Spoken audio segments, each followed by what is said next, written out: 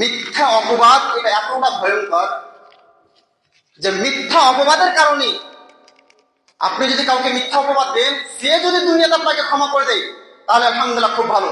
সে যদি দুনিয়াতে আপনাকে ক্ষমা না করে বা ক্ষমা যদি আপনি না চান তার সম্মান নষ্ট করার পর, তাহলে মনে রাখবেন কিয়ামতের দিন নেকিটা আপনাকে পরিশোধ করতে হবে। এই যে নামাজ, রোজা, হজ, যাকাত যা কিছু করছেন সেই নেকি তাকে দিয়ে দিতে হবে।